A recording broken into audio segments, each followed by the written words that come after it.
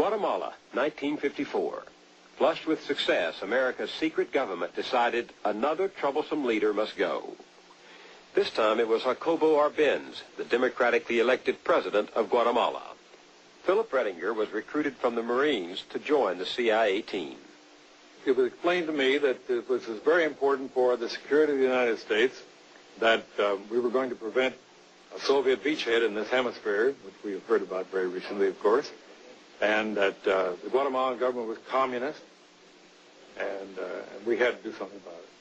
President Arbenz had admired Franklin Delano Roosevelt, and his government voted often with the American position at the United Nations. But in trying to bring a new deal to Guatemala, Arbenz committed two sins in the eyes of the Eisenhower administration. First, when he opened the system to all political parties, he recognized the communists too. Well, of course, there was no even a hint of communism in his government. He had no communists in his cabinet. He did permit the existence of a very small communist party. Arbenz also embarked on a massive land reform program. Less than 3% of the landowners held more than 70% of the land. So Arbenz nationalized more than 1.5 million acres, including land owned by his own family, and turned it over to peasants. Much of that land belonged to the United Fruit Company, the giant American firm that was intent on keeping Guatemala quite literally a banana republic. United Fruit appealed to its close friends in Washington, including the Dulles brothers, who said that Arbenz was openly playing the communist game. He had to go. This was sudden death for him. I mean, there was no chance of him winning this fight because of the fact that he had done this to the United Fruit Company, plus the fact that he was overthrowing the hegemony of the United States over this area. And this was dangerous. It could not be tolerated. We couldn't tolerate this. From Honduras, the same country that today is the Contra staging base, the CIA launched a small band of mercenaries against Guatemala. They were easily turned back. So with its own planes and pilots, the CIA then bombed the capital. Arbenz fled and was immediately replaced by an American puppet, Colonel Carlos Castillo Armas. He overturned all of the reformist activity of President Arbenz. He gave the land back to the United Fruit Company that had been confiscated. He took land from the peasants and gave it back to the landowners. The CIA had called its covert action against Guatemala Operation Success. Military dictators ruled the country for the next 30 years. The United States provided them with weapons and trained their officers. The communists we saved them from would have been hard-pressed to do it better. Peasants were slaughtered. Political opponents were tortured. Suspected insurgents were shot, stabbed, burned alive, or strangled. There were so many deaths at one point that coroners complained they couldn't keep up with the workload. Operation Success. What we did has caused a succession of repressive military dictatorships in that country and has been responsible for the death of over 100,000 of their citizens.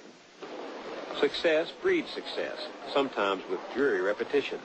Mario Sandoval Alarcon began his career in the CIA's adventure in Guatemala. Today he's known as a godfather of the death squads. In 1981, after lobbying Ronald Reagan's advisors for military aid to Guatemala, Sandoval Alarcon danced at the inaugural ball.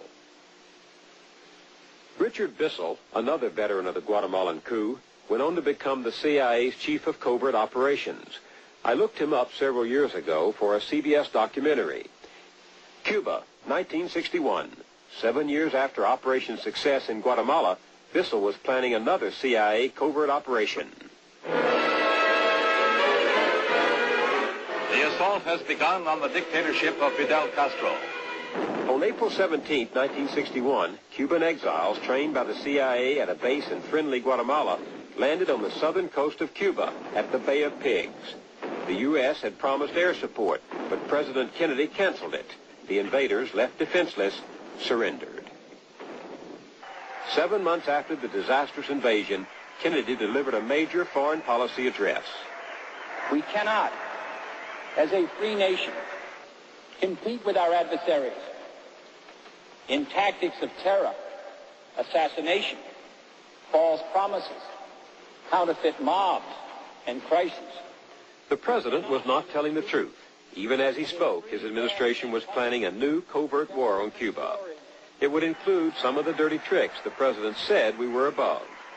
The secret government was prepared for anything.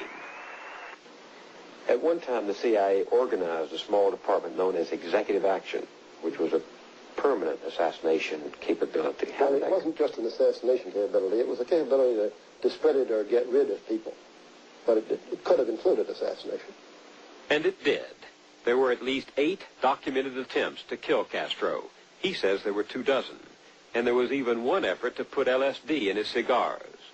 To help us get rid of the Cuban leader, our secret government turned to the mafia, just as we once made use of Nazis. The gangsters included the Las Vegas mafioso John Rosselli, the Don of Chicago, Sam Giancana, and the boss of Tampa, Santo Trafficante. If I read you correctly, you're saying it's the involvement with the mafia that disturbed you and not the need or decision to assassinate a foreign leader. Correct. It's a chilling thought, made more chilling by the assassination of John Kennedy. The accusations linger. In some minds, the suspicions persist of a dark, unsolved conspiracy behind his murder. You can dismiss them, as many of us do. But knowing now what our secret government planned for Castro, the possibility remains. Once we decide that anything goes, anything can come home to haunt us.